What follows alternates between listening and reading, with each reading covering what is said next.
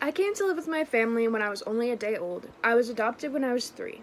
My mom, as a single mom of many foster kids over the years, my brothers Malcolm and Dana, who both have disabilities, and my older sister Mackenzie, had sworn off more babies in general. On March 11th, 2004, my mom got a call from the hospital asking if she could take a 1 day old baby girl. My mom, being the person that she is, even though she had sworn off babies, she ran straight to Walmart to get diapers and more necessities and went to the hospital to pick me up. This was the start of my journey. Life has thrown many obstacles at me, but I've overcome them and I will be graduating high school in 2 months. When I was 4 years old, my younger brother was born. I still remember walking into the hospital and seeing his small cone-shaped head and bright blue eyes. As he grew up, we became best friends, playing all the time, from house to pirates. From the age of 4 to 7, I lived going back and forth between my small house in Bellingham and Seattle Children's Hospital. My brother Malcolm had hydranencephaly, meaning he only had a brainstem and a small portion of his brain. Malcolm was a miracle, and it should have been impossible for him to smile and laugh and listen to music and really like it, but that's what he did. He lived a very long life. He was almost the longest living person with hydranencephaly. Living at the hospital was a very important part of my childhood. I remember walking on the trail from Ronald McDonald House to the hospital every morning and going to watch SpongeBob, even because it was the only thing they had, even though I wasn't normally allowed to watch it because it was brainwashing, as my mom said. When he passed away when I was 7 years old, it was obviously very difficult on me and very hard to process. After that, I started getting a lot more anxiety, especially when I spent the night at my friend's house or my grandparents' house. I started not being able to sleep when I was away from home, and I would remember sitting there in the bed, just holding back the urge to cry and feeling that aching pain in my chest, which I now realize was a panic attack.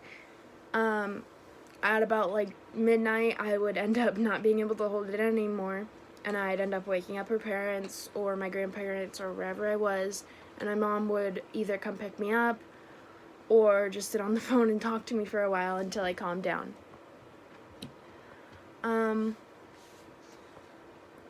As I grew older, I started to realize that this feeling wasn't normal. Whenever any small thing went wrong, I would feel like I couldn't breathe because of the weight on my chest. When I moved to Linden in 8th grade, it started getting a lot worse. I thought that everyone didn't like me, even though in reality they really didn't know me at all. My mental health has definitely been a huge obstacle in my life and in my schooling. I started surrounding myself with toxic people in about 8th grade, and getting myself into trouble until things got really, really bad. I kept making these stupid decisions over and over and over, and I didn't learn my lesson until about junior year, when I went through some things that were really, really, really mentally destroying. I think this definitely could have been avoided, but I made stupid decisions.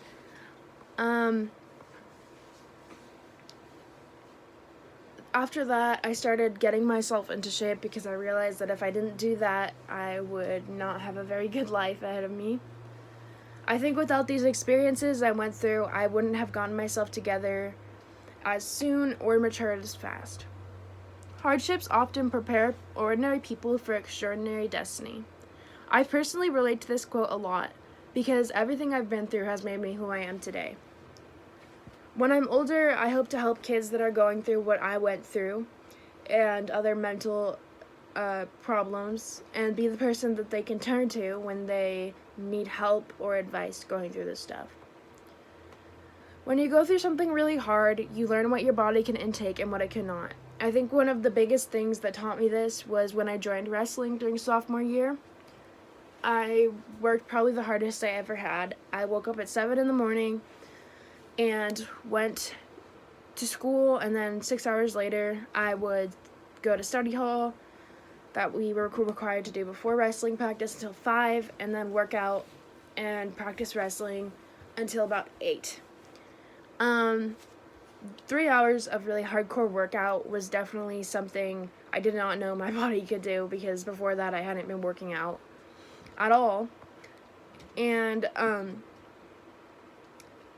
I think in my case, this was a really hard experience, but a lot of good things came out of it, like being the most fit I've ever been, and knowing that I hadn't given up.